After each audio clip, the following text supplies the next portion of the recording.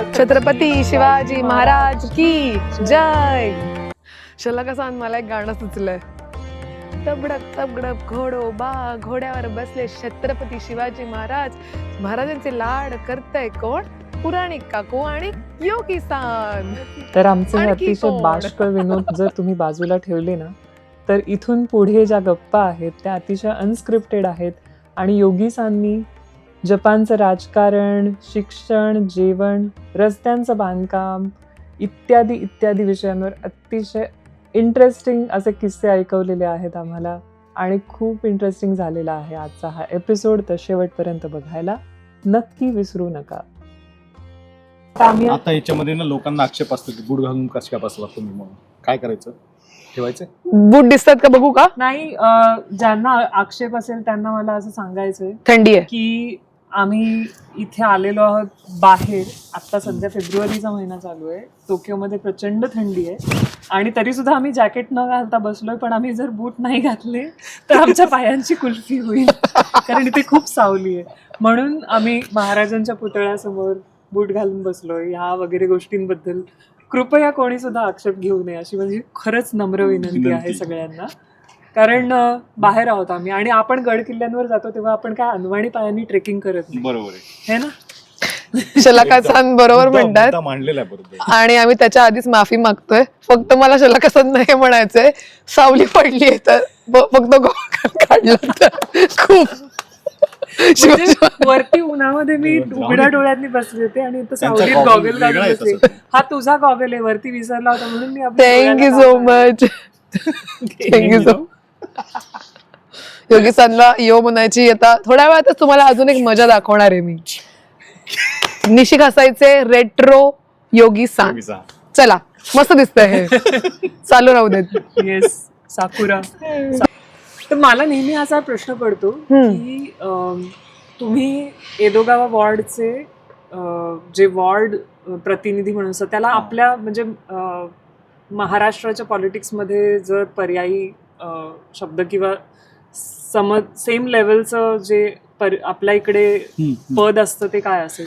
तसं म्हणलं तर एदोगावा म्हणजे आता इथे वॉर्ड म्हणतो कारण की ते चुकीचं इंग्लिश ट्रान्सलेशन झालं. म्हणजे शहर आहे ते आणि मोठं शहर आहे, कारण की 7 लाख आज एदोगावाची पॉप्युलेशन आहे, बरोबर, जनसंख्या आहे. आणि बजेट बघायला गेला तर खूप मोठं बजेट आहे, म्हणजे $4 बिलियन US. बापरे. भयंकर मोठं बजेट होतं. म्हणजे आपल्या पुण्याच्या चौपट बजेट आहे. बापरे. सॉरी, बापरे. पुण्याच्या दुप्पट. पुण्याच्या दुप्पट. पण आपल्या मुंबई महानगरपालिकेचं पण त्या साधारण घरामध्ये असेल बजेट? नाही, मुंबईचंही 4 बिलियन पर्यंत मला वाटतं जात नाही. ते एदोगावाचं भरपूर मोठं बजेट आहे. बापरे. त्यामुळे पण म्हणजे मला हे सांगायचं की एदोगावा हे टोकियोमध्ये 23 वॉर्ड आहेत, म्हणजे 23 सिटीज आहेत टोकियो मेट्रोपोलिस मध्ये. 23 अधिक 8 मेट्रोपोलिस मध्ये. आणि त्या 23 एक म्हणजे एदोगावा. आणि एदोगावामध्ये आम्ही आता आहोत. एदोगावा कू म्हणतात त्याला आणि त्याचं इंग्लिशमध्ये लूजली ट्रान्सलेटेड सिटी किंवा वॉर्ड असं म्हणतात. तर त्या वॉर्ड काउन्सिलच्या निवडणुकीत योगी-सान उभे राहिलेले आणि निवडून आले पहिल्याच फटक्यात. लोकांना हे कळलं पाहिजे की जपानमध्ये पहिले टोकियोचं बजेट केवढं मोठं आहे. जपानमध्ये टोकियोचं बजेट जपानच्या अख्ख्या बजेटच्या 1/3 पेक्षा जास्त आहे. बापरे. त्यामुळे जपानमध्ये इक्योकू शिवचू हा शब्द वापरतात. इक्योकू शिवचू म्हणजे सगळंच टोकियोमध्ये एकाच ठिकाणी. उद्या जर का भूकंप आला आणि टोकियो बंद पडलं तर अख्खं जपान बंद पडलं. सगळ्या कंपन्यांची हेडक्वार्टर इथे, त्यामुळे इथे सगळ्या मोठमोठ्या कंपन्यांचे टॅक्स सगळे टोकियोमध्ये येतात. अच्छा. खूप खूप मोठी इकॉनॉमी. त्यामुळे टोकियोचं गव्हर्नर इज व्हेरी स्ट्रॉंग, जबरदस्ती. त्याला कोणी म्हणजे चॅलेंजच करू शकत नाही. त्यामुळे टोकियोचे गव्हर्नर जेव्हा काहीतरी स्कीम आणतात ना, लोकांना काहीतरी कॅश द्या, काहीतरी द्या, की बाकीचे गव्हर्नर त्यामुळे लगेच रडतात की तुम्ही अशा स्कीम देऊ नका, आम्हाला नाही देता येत कारण आमच्याकडे त्यामुळे हा एक जपानमध्ये खूप प्रॉब्लेम पण आहे की टोकियोकडे सगळी लोकसंख्या खेचली जाते आणि गावांकडे घरं ओस पडतायत किंवा शेतं ओस पडतात, कंपन्यांमध्ये काम करायला लोक नाहीये. पण त्यामुळे आजकाल असाही एक ट्रेंड निघालाय, मी पाहिलंय बऱ्याच कंपन्या त्यांचे हेडक्वार्टर्स मूव्ह करतायत टोकियो पासून लांब, कारण कोरोना नंतर एका पद्धतीने रिमोट वर्क वगैरे पण जास्त सुरू झालंय. तर बऱ्याच HR कंपन्या जरा दूर टोकियोपेक्षा जराशा जात आहेत बाहेर. राईट. थांबूया किंवा IT च्या कंपन्यांनी थोड्याफार गेल्या, पण नाही अजून इतक्या प्रमाणात नाही जात आहे. किंवा सरकारने सुद्धा हा प्रयत्न केला की सरकारी ऑफिस, रिसर्च सेंटर्स यांना बाहेर नेऊयात, पण बऱ्यापैकी त्यालाही विरोध झाला. म्हणजे आता ते स्कुबा सिटी म्हणून जे आहे, स्कुबा सिटी सरकारने आता त्यांनी एक ते मॉडेल तयार करून दाखवलं 25-30 वर्षांपूर्वी की बाबा हे असं मॉडेल होऊ शकतं, आणि ते सक्सेसफुल मॉडेल आहे स्कुबा सिटी. अच्छा. तर तिथे आता भरपूर रिसर्च सेंटर्स वगैरे आहेत, युनिव्हर्सिटी युनिव्हर्सिटी आहे. किंवा अजून एक त्यात मला म्हणायचंय, पॅनासोनिकने पण एक फुजिसावाला जे एक त्यांची इंटरसिटी केलेली की सगळं तुमच्या त्या सिटीच्या आतमध्ये मिळणार, बरोबर. आणि इलेक्ट्रिसिटी, सोलार एनर्जी अशा बऱ्यापैकी सुविधा देऊन इंटरनल एक चांगली पॅनासोनिकने सिटी चालू केलेली आहे. शिक्षण, खेळ, पण हे सगळं. आपण आता म्हणतो की आता इथे निशिखासे म्हणजेच लिटिल इंडिया जे म्हणतात, तर इंडियनची पॉप्युलेशन फक्त निशिखासाई, ओजिमा किंवा आपण म्हणू या इथेच खूप आपल्याला दाट वस्ती दिसते.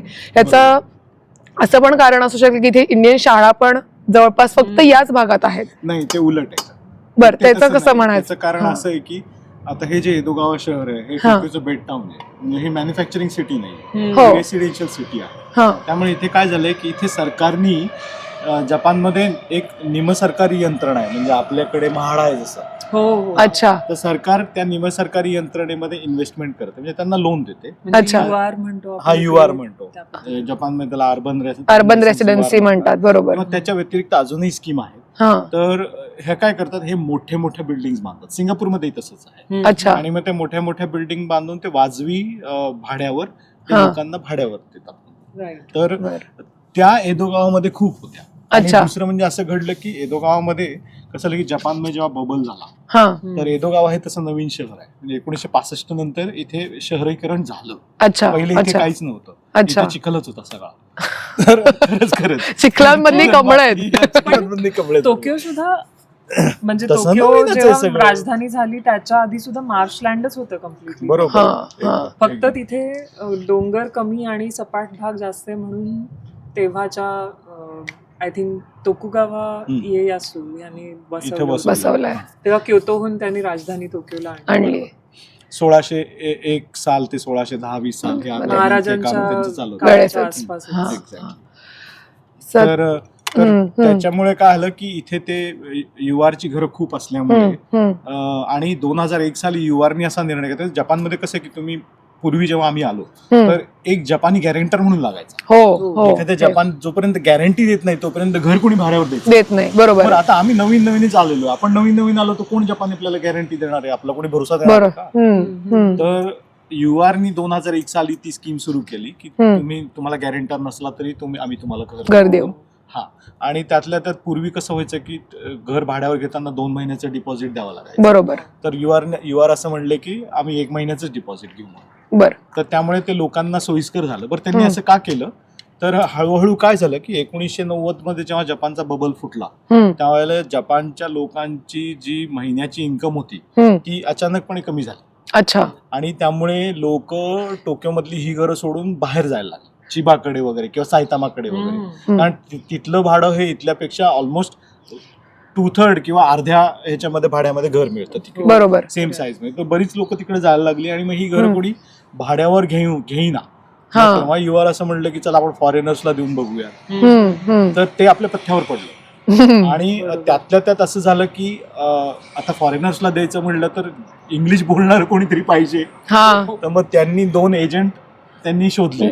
अच्छा. हा, मग ते एजंट ते कसे होते की ते US मधनं आलेला होता, कॅनडामधनं नाही, एक स्वीडिश होता आणि कॅनेडियन होता.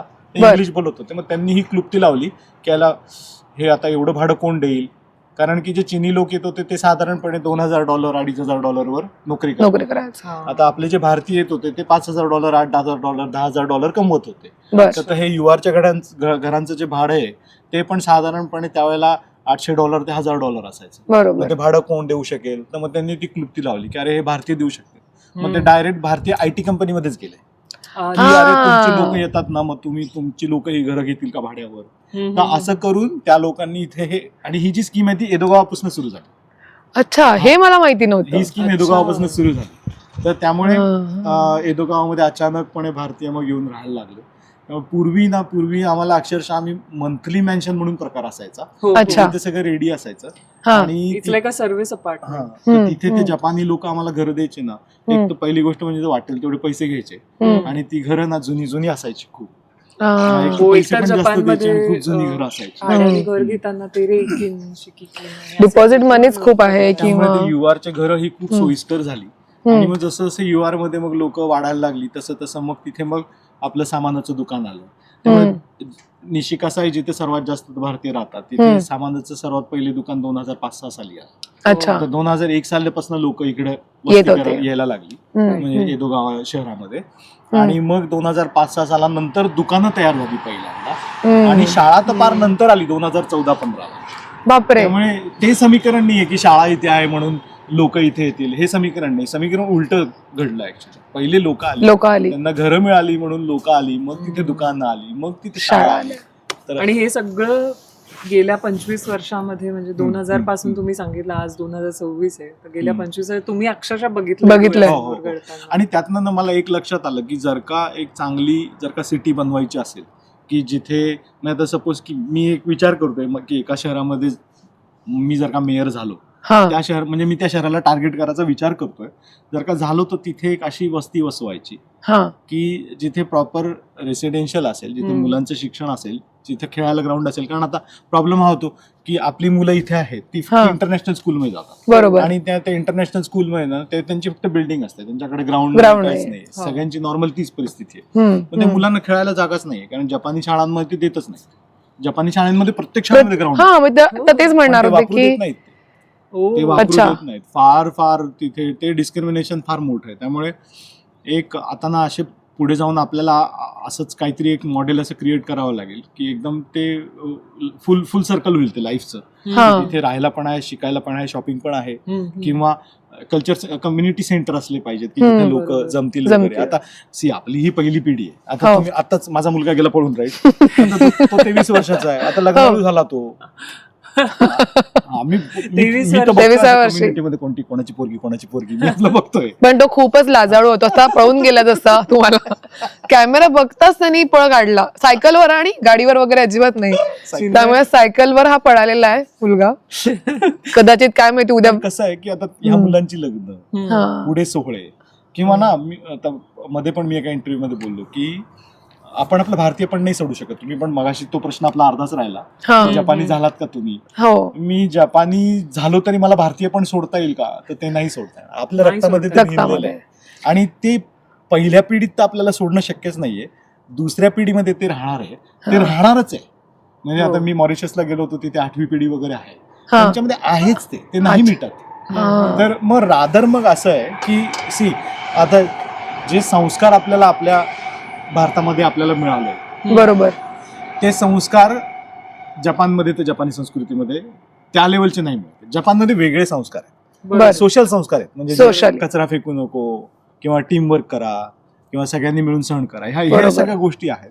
पण जे आपले घरामधले जे संस्कार आहेत किंवा दुसरं म्हणा की आता आपल्याला माहितीये की जरा खोकायला होतंय तर काय घ्यायचं? हो. बरोबर. काढा घ्या, काढा घ्या. आला घ्या. तर ह्या गोष्टी सुद्धा आपल्याला ह्या मुलांना द्याव्या लागतील आणि त्याच्याकरता आपल्याला कम्युनिटी सेंटरची गरज आहे. बरोबर. हम्म, हम्म. आणि मला हे माझ्या मित्रमैत्रिणींच्या ज्यांना लहान लहान मुलं आहेत 7-8 वर्षाची हम्म. त्यांना हा प्रॉब्लेम खूप येतो की भारतातून किंवा जपानमध्ये आल्यावर त्यांना मुलांना खेळायलाच कोणी नसतं सोबत.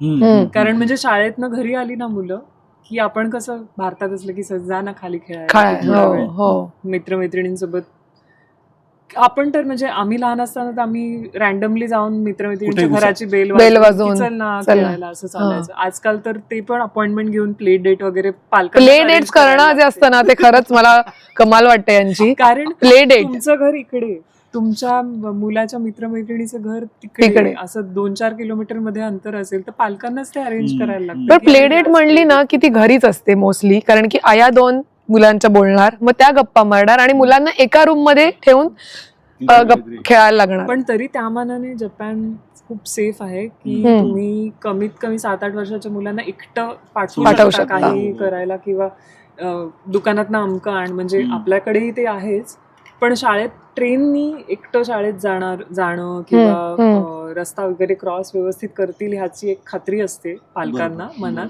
की रॅन्डमली कोणती गाडी उडवून जाणार नाही तुमच्या मुलाला. त्यामुळे ती एक नक्की खात्री असते आणि ती त्या सोशल संस्कारांमुळे आहे असं मला वाटतं. गाडी उडवणार नाही, कुठे खड्ड्यात पडणार नाही, कोणी काही त्रास देणार नाही, मला ह्या गोष्टी नाहीये तिथे. मला अजून एकदा असं वाटतं, जी मुलं आता इथे वाढतायत जपानमध्ये, फॉर एक्झाम्पल जेव्हा ते सुपर मार्केटमध्ये जातात तेव्हा त्यांना पैसे अगदी कॅल्क्युलेट न करता व्यवस्थित पैसे येतात. किंवा आपण म्हणतो स्ट्रीट स्मार्टनेस, की तुम्हाला रस्ता क्रॉस करताना सगळ्या गाड्या थांबल्यात.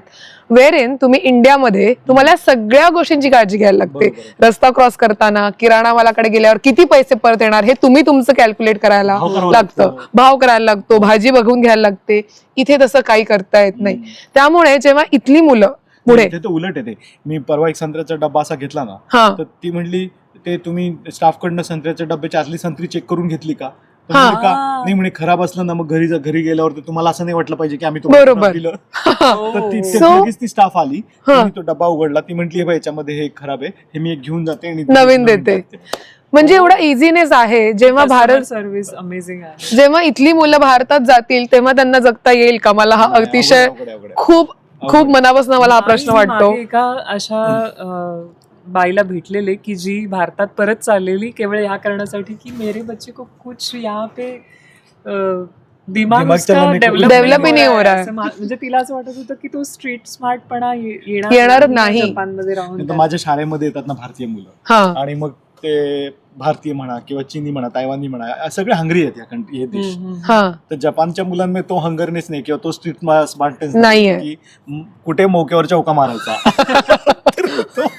ते नाहीये त्यांच्यामध्ये. पण इतका फरक जाणवतो ना त्या मुलांच्या त्या कम्युनिकेशन मध्ये म्हणा, किंवा आम्ही काहीतरी जर का ऍक्टिव्हिटी करत असलो तर त्यातलं ते आपली पोरं म्हणजे असं घुस आणि कर काइंड ऑफ असतात. म्हणजे आपण त्यांना म्हणून सगळे जुगाड आपल्या पोरांना येतात.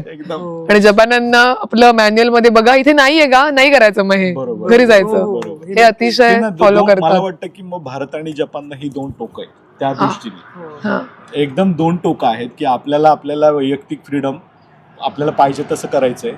दुसरं म्हणजे की प्रत्येक गोष्टीत जुगाड करायचा आहे, ते मॅन्युअल नाही फॉलो करायचंय. त्यामुळे हा महत्वाचा प्रश्न हा आहे की जेव्हा आता भारतामध्ये सगळे हे जे अप्रूप उठलंय असं की आम्हाला जाऊन जपानमध्ये तिकडे नोकरी मिळणार आहे, आणि मग ते सरकार म्हणाली की आता तिकडे 5 लाख भारतीयांना घेणार आहेत नोकरीवर, तर ते इतकं सोपं नाहीये. हे लोकांपर्यंत पोहोचलं पाहिजे. आपली ही दोन टोकं आहेत आणि त्या दोन टोकांना जोपर्यंत आपण एकत्र नाही आणत ना, तोपर्यंत एखादा भारतीय येऊन नाही इकडे खुश होऊ शकत ना, तो जपानी त्या भारतीय बरोबर काम करून खुश होऊ शकत नाही, होऊ शकत. ते त्याच्याकरता ते ट्रेनिंग किंवा एक रेझिलियन्स म्हणा किंवा एक सेल्फ अवेअरनेस म्हणा, या सगळ्या गोष्टी आहेत ना, त्या सगळ्या आपल्याला तयार कराव्या लागतील. पण जे 5 लाख लोक येणार आहेत ती आपण म्हणू शकतो का ती IT इंजिनियर्स असतील किंवा, पण तो असा पण वर्ग येईल जे 5 लाखाला IT इंजिनियर नाही आहेत ना, तेच तो लेबर क्लास बद्दल बोलतो. जेव्हा हे लोक म्हणतात अरे जपानला आता 5 लाख लोक जाणार आहेत, पण ती लोक पूर्ण शिकलेली पोस्ट ग्रॅज्युएटेड अशी नसून हे अतिशय कामगार वर्ग येणार आहे. त्यामुळे आता आपल्याला लगेच नोकरी मिळणार आहे अशा गैरसमजात तुम्ही राहू नका. नाही, तसा गैरसमज ना जपान साईडला पण नाहीये. तितकं म्हणजे ते धावधाव आणि भारतीयांना घे हे नाहीये. आपल्याकडे उगाच त्याचं फारच म्हणजे चित्र वेगळ्या प्रमाणे रेखाटलं जातं. त्या गैरसमजामध्ये लोकांनी राहू नये. आणि जर का तुम्हाला खरंच जपानला यायचं आहे ना, मग तुम्हाला व्यवस्थित भाषा शिकणे किंवा ह्या सगळ्या जपानबद्दलच्या गोष्टी शिकणे हे फार महत्वाचं आहे. एक त्यामुळे मी तेच म्हणतो की शिक्षणापेक्षा ना, चाणक्य पण म्हणाले की आपण आहेत ना 90% गोष्टी आपण इमिटेट करून शिकतो. पहिले तुमच्यामध्ये इमिटेट करायची ताकद आहे का, म्हणजे इमिटेट म्हणजे कॉपी करणं, की अरे ही लोक असं व्यवस्थित राहत आहेत, ही लोक अशी व्यवस्थित बोलतायत, तर हे लोक असे व्यवस्थित नियम पाळतायत. तर त्या गोष्टी बघून आपल्याला त्याच्याकडे लक्षपूर्वक बघून आपल्याला ते करता येतात की नाही हे महत्वाचं आहे. तुम्हाला हे म्हणायचंय की तुम्ही इथे 100 किंवा लाखो इंडियन्सना बघितलेले आहेत आणि तुम्ही म्हणता तसं त्यांना कॉपी करता येतं का, किंवा तुम्ही बघत असाल की आपले भारतीय लोकच काही वरपासून खालपर्यंत पूर्ण टापटीप ड्रेस किंवा खाली अगदी चपला पॅरागॉनच्या, असं काही तुम्ही भारतीय माणूस असा दुरून चालताना सुद्धा कळतं की माणूस भारतीय आहे. कारण कपडे घालायची जी पद्धत असते ना, भारतीय परिधान असं नाही, दुसरे कपडे घातले तरी पण कळतं की हा भारतीय आहे. म्हणजे चेहऱ्या मोऱ्यावरनं तर नक्कीच कळतं. पण मला एक असा खूप आठवणीत राहिलेला एक किस्सा आहे. पुण्याला आपला सवाई गंधर्व फेस्टिवल असतो ना, हम्म. त्याच्यामध्ये एकदा पंडित शिवकुमार शर्मा आले होते. संतूर वादनाचा त्यांचा कार्यक्रम होता, तर आम्ही गेलो होतो आणि स्टेजपासून बऱ्यापैकी लांब आमची सीट होती, तर आम्हाला अशी माणसं एवढी दिसत होती. हम्म. आणि ते सगळं झालं कॉन्सर्ट, त्याच्यानंतर स्टेजवर आवराआवरी सुरू झाली आणि मग त्याच्यानंतर त्यांच्या शिवकुमार शर्मांचा एक त्यांच्या वाद्यवृंदातला एक शिष्य आहे, तो त्यांच्या बाजूला आवराआवरी करत होता सामानाची. हम्म. आणि आम्ही म्हणजे आमच्या ऑफिसमध्ये जॅपनीज ट्रान्सलेशनची टीम होती, आम्ही सगळे गेलेलो आणि आम्ही सगळ्यांनी दुरून त्याला ऑब्झर्व करतो की त्याची ती आवराआवरी करण्याची जी लकब आहे ना आणि त्याची ज्या शरीराच्या हालचाली आहेत, त्याच्यावरून आम्ही ओळखलं की हा माणूस जपानी आहे. आणि आम्ही तिथे बॅकस्टेजला जाऊन त्यांना भेटून सुद्धा आलो आणि तो जपानी शिष्य होता त्यांचा, शंकर पंडित अच्छा. शर्मांचा. त्यांची बॉडी लँग्वेज पण जपानी वरनं कळतं, म्हणजे तो इतक्या टापटिपीने ते सगळं आवरत होता, त्याची वाद्य वगैरे, आणि त्याच्यावरनच कळत होतं की तू जपानी माणूस. तुम्ही आम्हाला काहीतरी इंडियन्स बद्दल गमतीशीर किंवा कसं वागू नये आणि कसं वागावं ह्याच्याबद्दल काही सांगा ना. मग बऱ्याचशा काही गमती जमती होतात. म्हणजे बऱ्याच वेळा ना, आता माझ्याकडे गमती जमती म्हणण्यापेक्षा प्रॉब्लेम म्हणता येईल आपल्याला, हा. म्हणजे असं हसून येण्यावर नाही येते की आता बऱ्याच लोकांना असं होतं की अरे मी ऑफिसमध्ये इतकं व्यवस्थित काम करतोय, मी ही करतोय, मी ते करतोय, पण ते आता मला पुढे ठेवणार नाही आहेत, मला काढून टाकणार आहे. हम्म. तर खूप साऱ्या केसेसमध्ये ना लोकांना हे कळतच नाही की आपल्याला वाटतंय की सगळं व्यवस्थित चाललंय म्हणून, पण ते खरं तसं नसतं. आणि एक तर जपानी कसं आहे की जपानियों के देखने के दात अलग और खाने के दात अलग. हो हो, 100% आतल्या गाठीच आतल्या गाठीचे. टोटल खूप गाठी आतमध्येच गाठींचेच बनलेत, म्हणजे आपण असं म्हणूयात गाठींचेच बनलेत, एक नाही गाठ. तर त्यामुळे तुम्ही जेव्हा जपान्यांबरोबर काही नोकरी करता किंवा काम करता त्यावेळेला बेसिकली ह्या माणसाच्या मनात काय चाललंय ना, तो कधीच आपल्याला कळू देत नाही. आणि किंवा त्याला आपल्या कामाबद्दल नक्की कसं वाटतंय, किंवा जपानी लोक आहेत ना, असं कोणाच्या उगाच त्रुटी रिपेअर करायला जात नाही. त्यांची अशी अपेक्षा असते की ह्यांनी बघून बघून शिकावं. आता सपोज की मी पूर्वी बँकेमध्ये नोकरी केली आहे किंवा आता शाळेमध्ये मी प्रिन्सिपल होतो ना, तर शाळेमध्ये सपोज की आता ते सिनियर आमचे टीचर्स आहेत, तर ज्युनियर नवीन येतात ना, नुकतेच कॉलेज पासआउट झाले, तर त्या सिनियर लोकांना म्हटलं ना की अरे तुम्ही यांना जरा शिकवा, जरा यांना बरोबर घ्या वगैरे. नाही शिकवणार नाही म्हणतात. ते म्हणतात की जसं आम्ही होरपळून निघालो ना, तसं यांना सुद्धा होरपळूनच निघू द्या, आयतं काहीच नाही मिळणार. पण हे खरं आहे, म्हणजे कोणत्याही देशात तुम्ही गेलात आणि कोणत्याही क्षेत्रात तुम्ही गेलात तरी पुस्तकी ज्ञान आणि प्रत्यक्ष पाण्यात पडून जे पोहायला आपण हातपाय मारून स्वतः शिकतो, त्याच्यापेक्षा ते दुसरं जे असतं ते सगळ्यात जास्त आपल्या सोबत राहतं, बरोबर, पुस्तकी ज्ञानापेक्षा. तर तो विषय जो आहे त्याच्यामध्ये पण मुद्दा हा होता की जे जपानी एखाद्या कामाला किंवा एखाद्याच्या कामाला ज्या काय म्हणतात बॅरोमीटरवर ते इव्हॅल्युएट करतात ना, की हा काम व्यवस्थित करतोय किंवा आता ह्याला आपण लॉंग टर्म आपल्याकडे घेऊयात आपल्या टीममध्ये, तर त्या गोष्टी आहेत ना त्या बऱ्याच लोकांना लक्षातच येत नाही. ते समीकरणच लक्षात येत नाही त्यांच्या की नक्की काय ह्यांचं चाललंय. पहिली गोष्ट म्हणजे की जपान्यांचं असं म्हणणं असतं किंवा शांतपणे जाऊयात, त्यांना काही घाई नसते, हे खरं आहे. उद्या माझ्या कंपनीला 20% प्रॉफिट करून द्यायचं हे असं त्यांच्या मनामध्ये कुठेच नसतं. तर जे काही चाललंय ना असं व्यवस्थित ते आपण हळूहळू आपण तसंच पुढे नेऊया. आणि तर आपल्या लोकांना कसं वाटतं की आयला मी आलोय, मी खूप हुशार आहे आणि मी आता यांना एक 10-20 सजेशन देतो आणि आपण उद्याच आता कायापालट करूयात आणि मग आपलं अप्रेझल वाढणार आहे. तर फार लोक चुकीच्या अँगलनी जातात त्या ह्याच्यामध्ये. तर बऱ्याच वेळा मी लोकांना हेच म्हणतो की पहिले 6 महिने वर्षभर शांतीने काढा.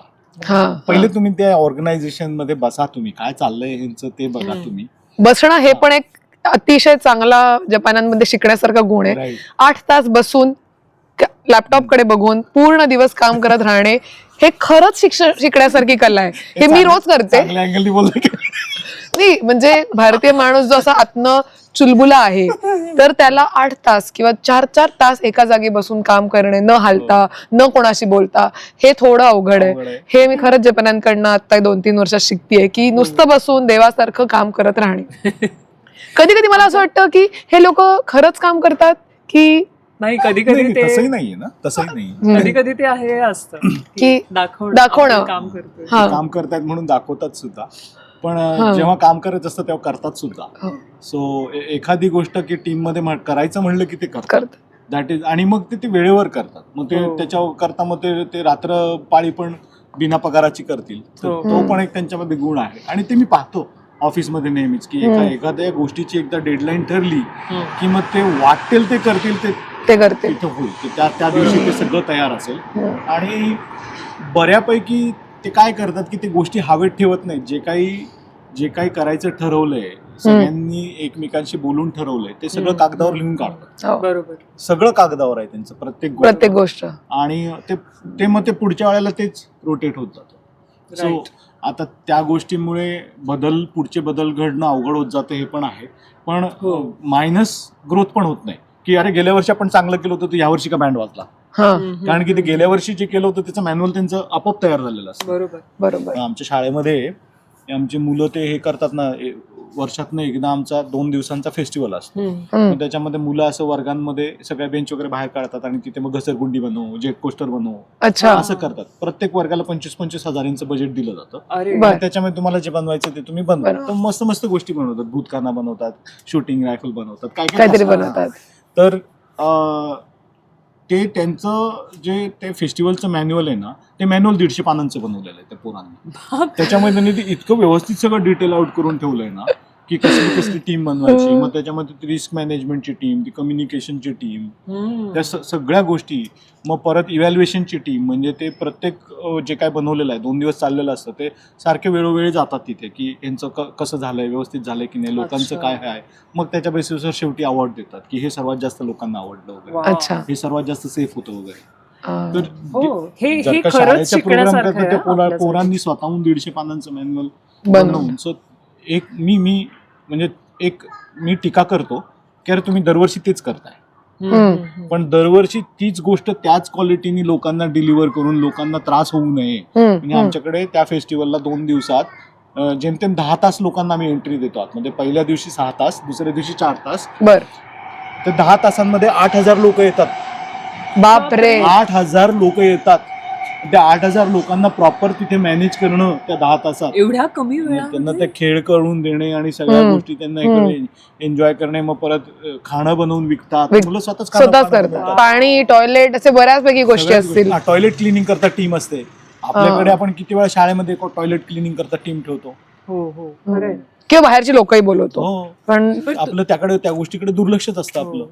पण तुमच्या शाळेमध्ये सुद्धा मुलं स्वतः शाळेच्या फ्लोअर्स वगैरे साफ करतात? हो एरवी करतात. सुद्धा? पण एक ते तुम्हाला अगदी स्पष्टपणे सांगतो की म्हणजे त्याचं ना चुकीचंही नसलं पाहिजे लोकांकडे की जपानमध्ये ती गोष्ट आहे ना, प्रायमरी स्कूलमध्ये म्हणजे अच्छा. इयत्ता 6वी पर्यंत खूप जास्त मन लावून करतात. अच्छा, अच्छा. त्याच्यानंतर 7वी नंतर ढील दिली जाते. अच्छा. आणि अच्छा. माझ्याकडे तुम्हाला सांगू का की शेवटी मी प्रिन्सिपल झाल्यानंतर माझ्या हे लक्षात आलं की टॉयलेटची जरा दुर्गती आहे. ओ. भारतात असते तशी नाही, अच्छा, पण दुर्गती आहे. तिथे वास राहतोय, मुलं त्याला व्यवस्थित साफ नाही करत आहेत. अच्छा. मी प्रिन्सिपल झाल्यापासून मी ठरवलं की वर्षातनं 3 वेळा कंपनी बोलवायची आणि त्यांना एकदा व्यवस्थित क्लिनिंग करायला लावायचं आणि मग डेली क्लिनिंग मुलांना करू द्या अच्छा. त्यांच्या लेवल त्यांच्या लेवलचं. त्यांच्या हो. लेवलचं. आता आमच्या शाळेचं एक वेगळं पण आहे की आम्ही एलिट स्कूल आहोत, त्यामुळे मुलं खूप काही ऍक्टिव्हिटीज करतात त्याच्यामुळे. पण मी इन जनरल बघितलं की 7वीच्या पुढे जरा ढील असते. डील. 6वी पर्यंत एकदम त्या मुलांना म्हणजे एकदम मिलिटरीच, हा हा. मग ते व्यवस्थित साफ करायला लावतात. कारण मी हे बघितलंय की अख्खा जो कॉरिडॉर असतो शाळेचा, तिथे मुलं अशी गुडघ्यांवर आणि हातात ते फडकं आणि असं अशी घेऊन धावत धावत धावत जातात या टोकापासून त्या टोकापर्यंत आणि मग तिकडनं परत उलटी. त्यांच्याकडे हा खेळच आहे. ती गंमत पण असते. एक्झॅक्टली. ती 6वी पर्यंतची मुलं आहेत ना, ती त्याला गंमत म्हणूनही घेतात आणि ते असं मनावर घेत नाही चायला मी का साफ करू. साफ करू. पण एकदा ती मुलं जेव्हा 7वी, 8वी, 9वी, 10वीत येतात म्हणजे शिंग फुटतात. मग त्यांच्यात जरा तो मीपणा येतो. नाही येत असं नाही, थोडासा मीपणा त्यांच्यात असतो. आणि आजकाल काय आलंय, आपल्या लहानपणी आपणही आपल्याला पालक घरी आपल्याला चल रे भांडी घास, चल रे झाडू मार, चल रे फरशी पुसून काढ, आपल्याकडे होतं की नाही. होतं. आता नाही करत ना पालक. जपानी पालकही नाही करत. ते जपानी पालक सुद्धा ते बोलवून दाखवतात आजी आजोबा की आजकालच्या आई वडील ना हे सगळं करायचं बंद झालेत ना, त्यामुळे जपानची पिढी आहे ना जरा वाईट होत चालली. अच्छा. हो, ते इथे पण आहे. पण आता इलेक्ट्रिक म्हणू आपण की व्हॅक्युम क्लिनर झालेत किंवा तसं पण खूप इझीनेस आल्यामुळे मुलं आजकाल व्हॅक्युम क्लिनिंग पण नाही करत. हो, प्रॉब्लेम तो आहे. आता माझ्या रूम मध्ये येतात ना, माझी प्रिन्सिपलची रूम आहे, माझ्या प्रिन्सिपलच्या रूम मध्ये रोज 10 मुलं क्लिनिंगला येतात. मी त्यांना म्हणतो पहिले 10 कशाला पाठवता तुम्ही? 10 मुलं क्लिनिंगला. नाही तर ते शाळेमध्ये एवढी 1000 पोर आहेत ना, तर प्रत्येकाला काहीतरी द्यावंच लागेल ना. रोज 10 मुलं. 2 आवलं. म्हणजे एकाने टेबलचा हा कोपरा साफ केला, दुसऱ्याने तो कोपरा हा, साफ केला. तसंच करतात. 4 उभेच राहतात.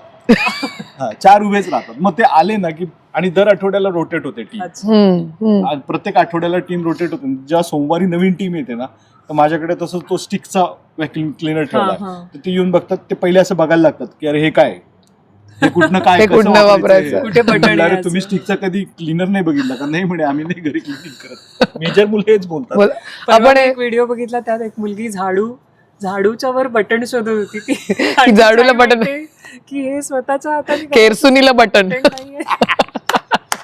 ती आपलं झाडूचं ते हँडल बघते आणि त्याला बटन आहे का? कुठे आहे असं बटन? मी जेव्हा MLA होतो ना, सिटिंग MLA होतो, त्यावेळेला आम्ही दर शनिवारी सकाळी इथल्या स्टेशनच्या जवळपास आम्ही सगळे आजूबाजूला सगळे साफसफाई करायचो. अच्छा. तर अशी 25-30 लोक. एक मिनिट, काय म्हणताय तुम्ही? MLA असून तुम्ही रस्त्यावर साफसफाई करायचा? हो. हे प्लीज सगळ्या महाराष्ट्राच्या, भारतातल्या सगळ्या राजकारण्यांनी ऐकलं पाहिजे आणि थोडासा तरी यांच्याकडनं काहीतरी शिकलं पाहिजे. जपानमध्ये प्रत्येक स्टेशनवर तिथले लोकल MLA ऍटलिस्ट शनिवारी सकाळी तरी साफसफाई करतात.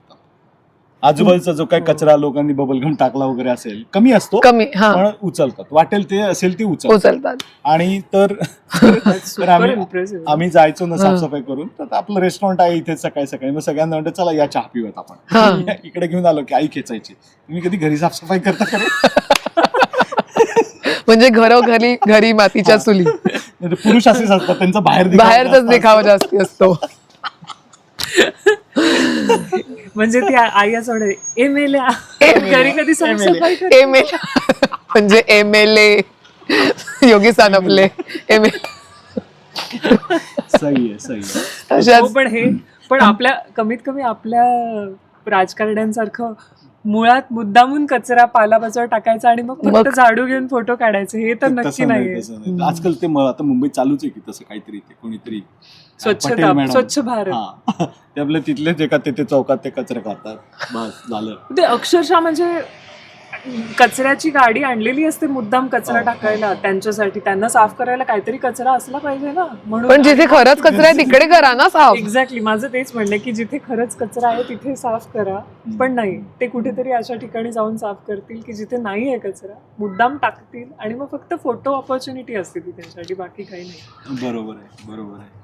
पण आता मग भारतातले पोलीस, जपानमधले पोलीस, ह्या पण सगळ्या फारच गमती जमतीच्या गोष्टी आहेत. आणि म्हणजे डेमोक्रेसीमध्ये सगळीकडेच जराशी गडबड तर व्हायला लागली.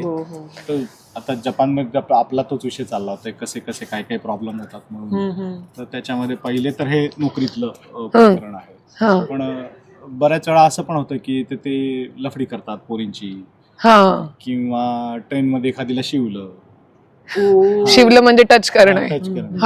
म्हणजे ते गर्दी असली की मग त्याच्यामध्ये लोक, मी बघितलं की मला कळतं की हा करणाऱ्यातला आहे की हा न करणाऱ्यातला आहे म्हणून. बर. तेवढे तुम्ही आता मुरलेले आहात की योगेशांना बघून कळतं.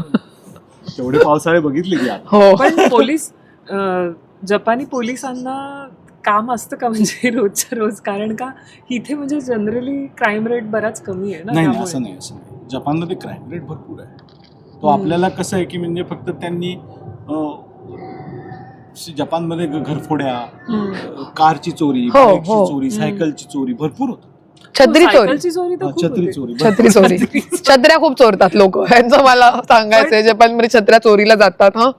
पण छत्री चोरी हे पोलिसांसाठी काम नसतं. नाही, इथले पोलिसांकरता असतं बाबा. पण जेव्हा तुमची पांढरी छत्री असते तेव्हा नाही मिळत, पण कलरफुल छत्री असेल तर मिळू शकते. कधी कधी सेम कलरची दुसरी छत्री पण मिळते. मला याचा किस्सा नंतर सांगणार आहे मी. पण आहेत जपानमध्ये ती गडबड. आता कसं आहे की त्याच्यामध्ये हा पण एक महत्वाचा मुद्दा आहे की बाहेरनं दिसायला सगळं सोन्यासारखं पिवळं दिसतंय, पण जपानमध्ये आज शेवटी 30 ते 40% लोक हे पॉवर्टी लाईनच्या खाली आहेत. बापरे, 30 ते 40%? हो, हे बरंच जास्त आहे. म्हणजे त्यामुळे आता ती परिस्थिती इतकी वाईट झाली की या वर्षापासून जपाननी, म्हणजे गेल्या वर्षी जपाननी सगळ्या हायस्कूल, जपानमध्ये कसं 9वी पर्यंत मॅन्डेटरी शिक्षण आहे, त्यामुळे फी नव्हती. बर पुढे 10वी 11वी 12वी फी होती. बर. ती 10वी 11वी 12वीची फी जी होती ती गेल्या वर्षीपासून त्यांनी पब्लिक शाळांमध्ये त्यांनी माफ माफ केली, केली. पण प्रायव्हेट शाळांमध्ये नव्हती केली. मग ते जपानभर सगळ्यांचा बराच असा हाहाकार उठला की अरे मग प्रायव्हेट शाळेमध्ये पण आमचीच मुलं जात आहेत ना, पब्लिक शाळेमध्ये टॅक्स पेअरचीच मुलं जातात आणि प्रायव्हेटमध्ये टॅक्स पेअरचीच मुलं जातात, मग तुम्ही सगळ्यांचं माफ केलं पाहिजे. मग आता बेसिकली प्रायव्हेट शाळांच्या सुद्धा हायस्कूलच्या फी माफ झाल्या का? हा, तर त्याचं पण कारण असं आहे की मुलं शाळेत म्हणजे आई वडील मुलांना शाळेत पाठवायचं बंद करू लागले. फिया भरायला पैसे नाही आहेत. बापरे. हो, पण फिया भरायला पैसे नाही. आमच्या शाळेमध्ये मुलं येतात ना, हा ते कशी जेमतेम फी भरतात आणि म्हणजे काही पालक आमच्याकडे येतात की आम्हाला आता शाळेचे कपडे घ्यायला आमच्याकडे पैसे नाही आहेत. बापरे. बर, तुम्हाला तुमची तर शाळा आमची पब्लिक पब्लिक आहे, तर तुम्ही म्हणताय तसं की ऑलरेडी तुम्हाला माफ आहे फीज गेल्या वर्षीपासून. गेल्या वर्षीपासून. अच्छा अच्छा. गेल्या वर्षीपर्यंत साधारणपणे महिन्याला 9,000 येन फी असायची. पण मग ह्याच्या नंतर 4,500 रुपये 5,000 रुपये 5,000 रुपये असून पण त्यांना नाही देत नाही देतायत. नाही देत ते. बरं, बाय द वे इकडचं शिक्षण भारतासारखं नाही बरं का, लुटालूट. हा इकडचं पब्लिक शिक्षण पहिली बात अफोर्डेबल आहे, बर. प्रायव्हेट शिक्षण पण तसं अफोर्डेबल आहे या लोकांच्या हिशोबाने. बर. आपल्याकडे जसं 1.25 फी आगे आणि हे के ते हो, भारतात तर फारच ते आता म्हणजे शिक्षण क्षेत्र नर्सरीसाठी फारच सुद्धा आहे. 1.5-2 लाख. पण तुम्ही म्हणताय की 9,000 आणि 10,000 इथे आपण जेवायला गेलो एका वेळेस तरी 1,000 येन आपल्याला लागतात, तर महिन्याची 9,000 5,000 फी भरायला सुद्धा जपान्यांकडे पैसे नाहीत असं अशी पण लोक आहेत. आहेत.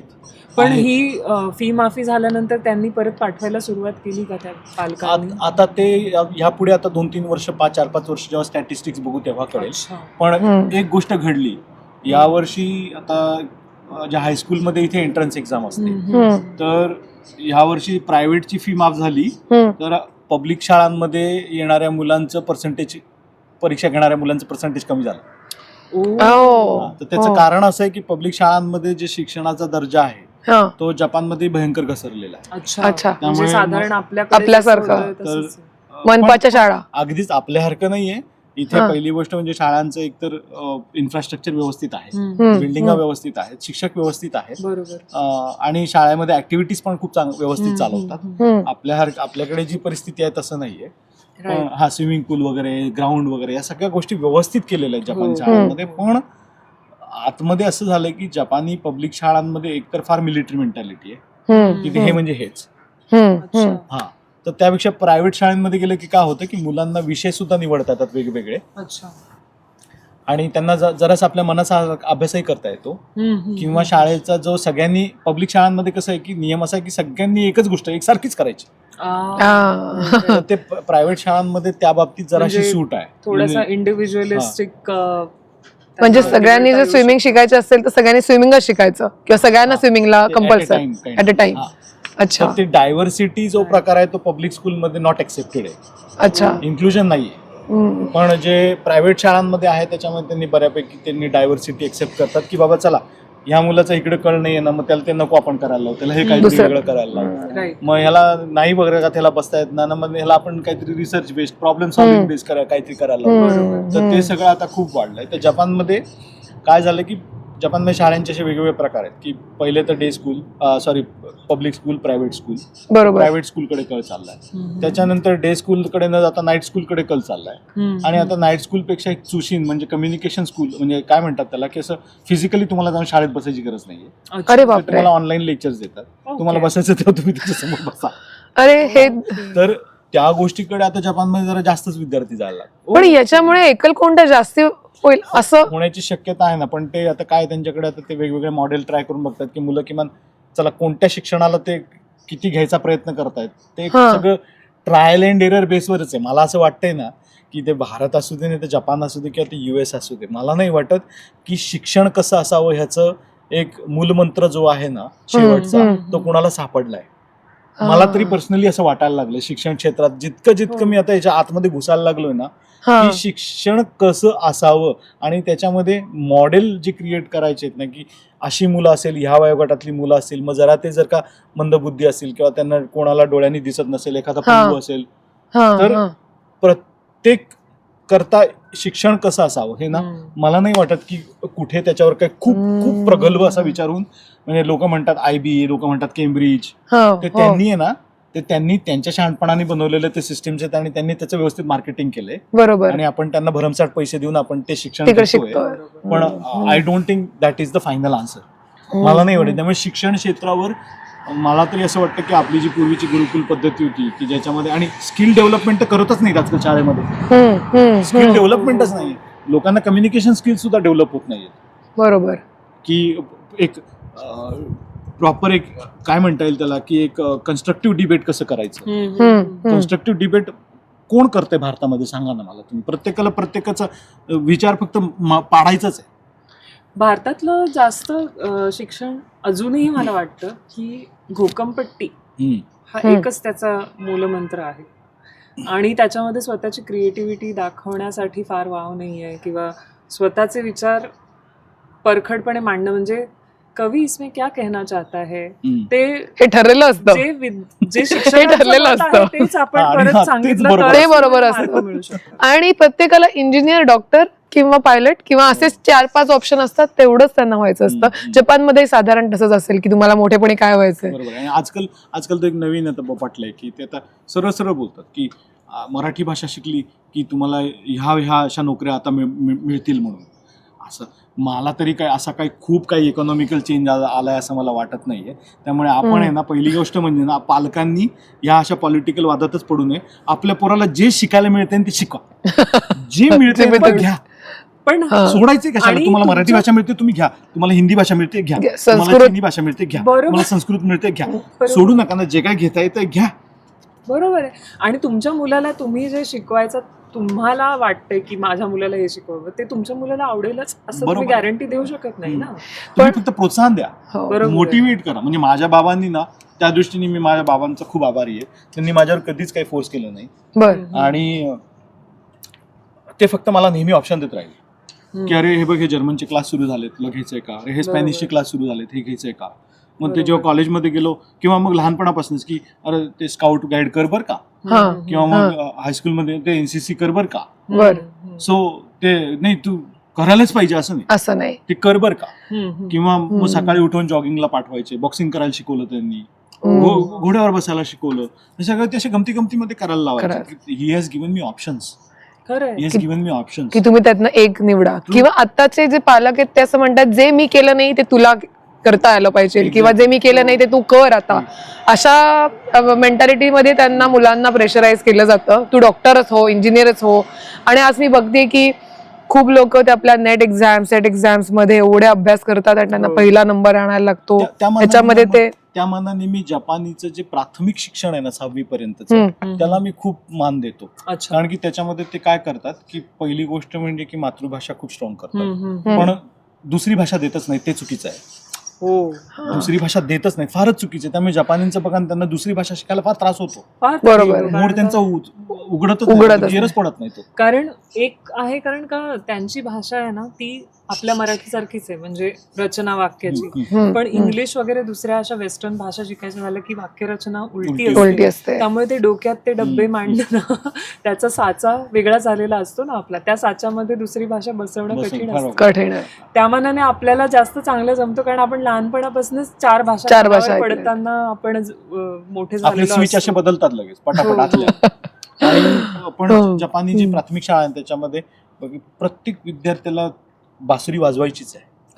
त्यामुळे प्रत्येकाला पहिले संगीताची जाण आहे की अरे हा सा लागलाय, हा रे लागलाय. जपानी तुम्ही प्रत्येकाला बघा, त्यांना ना बेसिक त्यांना ह्याची सुराची ज्ञान, म्हणजे आवाजाचं ज्ञान. बरोबर. प्रत्येकाला बासुरी वाजवते. म्हणून प्रत्येकाला स्विमिंग शिकवतात शाळेमध्ये, स्विमिंग पूल शाळेमध्येच असल्यामुळे. म्हणजे कोणीतरी आपला आता जो रिसेंट किस्सा झाला इंडियामध्ये की तो मुलगा गाडीवर उभा होता पाण्यात, पण त्याला पोहता नाही आलं आणि मग 1 तासाने तो बुडाला. आणि आमच्या स्टेशनवरती पण जे पियानो अगदी ओपनली ठेवलेले असतात की तुम्ही या वाजवा, कारण की पियानो सारखी गोष्ट खूप महाग असल्यामुळे आपण घेऊ शकत नाही. अशा फॅसिलिटी तिथे खूप अवेलेबल आहेत. ते आहे. आणि मग शारीरिक शिक्षण म्हणा, जपान इंटरनॅशनल जो UN चा जो स्टडी आहे त्याच्यामध्ये शारीरिक शिक्षण आणि शारीरिक कुवत याच्यामध्ये जपान नंबर 1 आहे. पण मी हे खूप ऑब्झर्व करते जगामध्ये. सायकोलॉजिकली तो 37 नंबरवर आहे.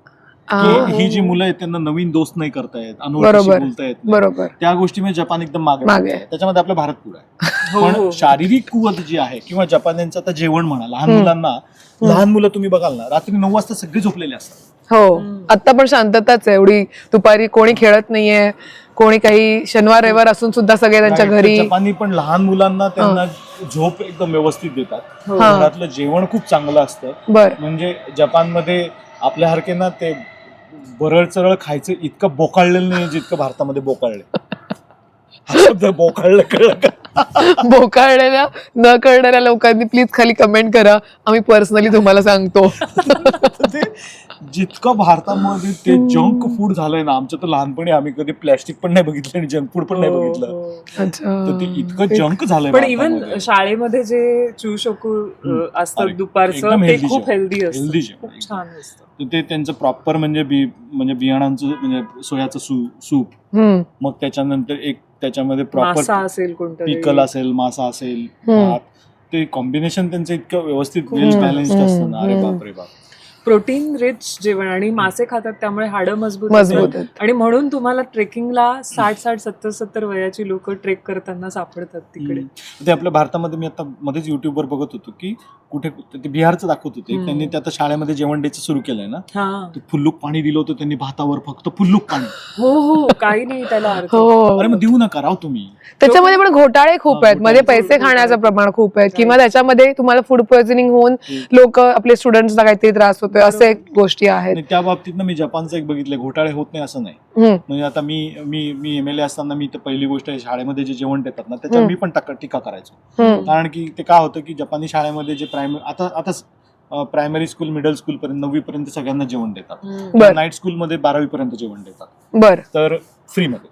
तर सरकार काय म्हणतं की आम्ही प्रत्येक मुलाच्या एका जेवणाच्या मागे आम्ही 1200 येन खर्च केला. बर. पण जेव्हा आपण दुकानात जेवतो तेव्हा आपल्याला 500-600 मध्ये जेवण मिळतं ना. बरोबर. जपानी जेवण जपानी जेवण मिळतं. बरोबर मिळतं. तुम्ही त्या मात्सुयामध्ये जा किंवा हम्म. कुठे जा, तुम्हाला बेसिक 500-600 मध्ये जो मिळतं. थाळी टाईपचं हा, जे असतं. आणि जर का हे तुम्हाला घाऊक मध्ये बनवायचे मग तुम्हाला 1200 येन का लागतात बरं. बरोबर. तर घोटाळा आहे तिथे, पण द पॉइंट इज की त्या मुलांना सगळ्यांना हेल्दी जेवण आहे. म्हणजे हेल्दी जेवण असून पण थोडासा घोटाळा असेल फुल्लूक तर पाणी येत नाही. नाही येते. फुल्लूक पाणी येत नाही नाही. त्या मुलांना. सो ते मुलांना जे मिळायला पाहिजे, किंवा आता ही सरकारी यंत्रणा, आता आपल्या व्हिडिओमध्ये हा रस्ता दिसत असेल, हम्म. आपण कुठे बसलोय, आपण का कुठे प्राईम ठिकाणी बसलोय का? हम्म. अक्षरशः आपण- आम्ही फुटपाथच्या हा, बाजूला बसतो. टोक्योमध्ये का नॉर्मलच्या ठिकाणी आपण फुटपाथच्या शेजारी बसलो, तिथे तुम्हाला एक खड्डा दिसणार नाही. असं नाहीये की तो जो रस्ता ज्यांनी बनवलाय त्यांनी पैसे खाल्ले नसतील, अशी 100% काही गॅरंटी नाही. हम्म. पण ही नोज की त्याला काय क्वालिटी डिलिव्हर करायची. हो बरोबर. म्हणजे बजेट वाढवून तुम्ही चांगली क्वालिटी द्या, पैसे म्हणजे घ्या पण क्वालिटी चांगली द्या. आहे त्या बजेटमध्ये, कमी बजेटमध्ये तुम्ही खराब माल वापरून पैसे नका खाऊ. पैसे खाण्याची पद्धत बदला थोडीशी, पण क्वालिटी काम द्या, हे मात्र खरं. सरकारी क्वालिटी ऑफिसमध्ये काम तुम्ही आहे गेला. खरंच खूप महत्त्वाचं. महत्वाचं आहे क्वालिटी ओव्हर एव्हरीथिंग. नाही, आणि ते- मला खूपदा असं वाटतं ना की आपल्या भारतातल्या कॉन्ट्रॅक्टर्सच्या माणसांना जपानमध्ये ट्रेनिंगसाठी पाठवावं. खड्डा खणताना आपण अतिशय काटेकोरपणे असा चौकोनी एकदम, खड्डा एकदम. खणलेला असतो. बरोबर. थोडी पण धूळ डांबर इकडे तिकडे नाही, आणि व्यवस्थित त्याला बॅरिकेडिंग करून चालणाऱ्या माणसांसाठी बाण वगैरे असे आखून, आणि तिथे माणसं उभी पण असतात की इकडनं नाही, ही बिल्डिंग आहे इकडनं ना, जा ही असं. बिल्डिंग आताच तयार झाली. हो. तर ते पहिले आले, त्यांनी पहिले आमच्या सगळ्या घराच्या सगळ्या बाजूनी फोटो काढले अच्छा. की आम्ही इथं बिल्डिंग बनवणार आहे ना, तर आमची धूळ वगैरे तुमच्या याच्यावरून आली पाहिजे. बर. आणि दुसरं म्हणजे की तुमच्या घराला काही डॅमेज झाला तर आम्ही बिफोर भरून अँड देऊ. आफ्टर. हो. त्यांनी पहिले बिफोरचा फोटो काढला, मग आफ्टरचा फोटो काढला, आणि मग ते म्हटले की अरे ते तुमच्या काचांवर वगैरे हो ना, कदाचित आमच्यामुळे धूळ पडले तर आम्ही तुम्हाला पैसे द्यायला तयार आहोत. म्हणलं राहू दे बाबा. मग त्याला म्हणलं राहू दे बाबा, तुम्ही खरंच म्हणले ते मला की आम्ही तुम्हाला काचा साफ करायला पैसे देतो म्हणून. मग तुम्ही स्वतःच केल्यात? नाही, बेसिकली तेवढं काही नव्हतं, ते त्यांच्या अच्छा ह्याच्याप्रमाणे होतं. अच्छा. हा. पण ते रोज म्हणजे तिथे ना तो रस्ता आहे ना, हो, ते रोज हो, एकदा हो. सकाळी काम करायच्या अगोदर पाणी मारणार, हो, हा. हो. संध्याकाळी दुपारी एकदा पाणी करून पूर्ण साफ करणार, बर. पुन्हा संध्याकाळी पुन्हा पाणी मारून साफ करणार. तर तो ऑल टाइम तुम्हाला कधीच तिथे अशी काही धूळ पडली किंवा काय झालंय असं हा. कधीच दिसणार नाही. आपल्या कधीच दिसणार नाही. आणि तो पाईप त्यांना क्रॉस पाईप टाकायचे आहेत ना, किंवा लाईटच्या खांबाला त्यांना कनेक्ट करायचे ना, हम्म. तर ज्या दिवशी ते कनेक्ट करणार त्यावेळेला बरोबर ते खड्डा खणणार, सरकारी ऑफिसर येणार, तो बघणार ते बरोबर टाकलंय, बरोबर लावलंय, तो खड्डा बंद की ते 2-4 तासात त्यांचं पुन्हा बॅक टू नॉर्मल. किंवा तिथे ते खणलं होतं ते असं तुम्हाला कळणार पण नाही दुसऱ्या दिवशी. राईट, बरोबर लेवलला. आणि असा कुठे पॅचवर्क तुम्हाला जाणवणार नाही अजिबात. असं ऍक्च्युली मला असं वाटतं इंडियावरनं भारतातनं इथे 5 लाख आणण्यापेक्षा इथले 5 लाख इंडियामध्ये पाठवले तर खरंच आपलं थोडी तरी प्रगती नक्की होईल. किंवा ते बदलून येतील तर काय करणार, ते जुगाडून आले तर काय करणार तुम्ही. तर ते जपानसाठी चांगल्यासाठी दोन्हीकडे जपानचा फायदा आहे. कारण जर ते इंडियनहून इकडे आले त्याचा फायदा हो न हो, जपानचा नक्की फायदा होणार आहे. जुगाडू झाले तर इकडचे परत त्यांना ठोकून सरळ करतील. आपण हा पण एक प्रस्ताव देऊन बघूयात असं वाटतं. इथून पण 5 लाख पाठवा. पण आजकाल भारतात येत आहेत बरेचसे IAS ऑफिसर्स येत आहेत ट्रेनिंग करता, रेल्वेवाले लोक येत आहेत ट्रेनिंगला. ते ट्रेनिंग घेऊन तिकडे जाऊन किती त्यांच्या तो कॉन्शियसनेस पुन्हा त्यांच्यामध्ये राहतो आणि ते सेम कॉन्शियसनेसनी की तिकडे सिस्टीम्स अवघड आहेत ते आपल्याला माहिती आहे. म्हणजे आता आजूबाजूला सगळंच तसं असेल तर तुम्ही तुमच्या एकट्याच्या पॉवरने किती चेंज करू असं त्यांना तो गिव्हअपच असतो ना, तो पण येत असावा चांगल्या लोकांमध्ये. सो जपानी ज्या कन्सेप्ट आहेत ना मॅन्युफॅक्चरिंग इंडस्ट्री मधनं आलेल्या की कायझेन, त्याच्यानंतर 5S वगैरे, मुदा, मुरी वगैरे, ते सगळे जे आहेत ते आपल्याकडे कुठे ते चाकण आणि तातडीला वगैरेला काम करणाऱ्या लोकांना चांगले माहिती असतील. कारण तिथे सगळ्या फॅक्टरी आहेत ना, सुझुकी वगैरे. पण खरंच आपण आपल्या रोजच्या आयुष्यात काहीच वापरत नाही ते वापरलं पाहिजे खरं तर. पण आपण कायझेनचं नाव काढताच आमच्या फोननी संप पुकारला, त्यामुळे ह्याच्या पुढचं संभाषण आम्ही तुमच्यापर्यंत आणू शकत नाही आहोत. पण तुम्ही इथपर्यंत व्हिडिओ बघितला असेल तर तुमचे खूप मनापासून आभार. आणि तुमची मतं, तुमचे अभिप्राय आम्हाला कमेंटद्वारे कळवायला नक्की विसरू नका. तर आता खाली थंडीमध्ये तासभर मनसोक्त गप्पा मारल्या, फायनली आम्ही आतमध्ये आलोय छान वॉर्म याच्यात. आणि संध्याकाळचे 4 वाजता आम्ही जेवतोय आता योगीसान. आणि खाली अर्जुन भैयांनी रेस्टॉरंटला कुलूप लावून मस्तपैकी ते घेतलेले आहे. जपानचं पुणे एकदम ते जपानचं पुढे झालंय. आज 4 वाजता दुकान बंद होतं, त्यामुळे आता आम्ही आलोय. आणि मेन्यू मध्ये व्यवस्थित घर का खाना खाणार, अळूची भाजी, उसळ असे, आणि वांग्याची भाजी, भाकरवडी पुण्याची चितळ्यांची, ते सगळं जेवण. आणि जपानचं उमेशू उमेबोशी. तर असं सगळं आमचा असा बराचसा भारतीय आणि थोडासा जपानी असा मेन्यू आहे, मसाला आणि मच्छा सारखाच. आणि आता आम्ही पोटपूजा करायला जातोय. तर तुम्ही आम्हाला कमेंट्स मध्ये तुम्हाला आजचा हा दिलखुलास इंटरव्ह्यू कसा वाटला हे सांगायला विसरू नका. योगीसान यो सबस्क्राईब करा, कमेंट करा. तोपर्यंत बाय बाय, सायोनारा. आणि असं उलट करून इकडे म्हणू, उलट. चल पहिले नमस्कार करू आणि मग उलटवून म्हणू. उलट बघू आणि म्हणू. अगं इथे ऐकायला येत येऊ दे, आपले माईक चालूच आहे. आपण ह्याच्यात छत्रपती शिवाजी महाराज की जय. अरे मी मध्ये आलो आता पुन्हा आलात का? मला माहिती काय करताय काय नाही.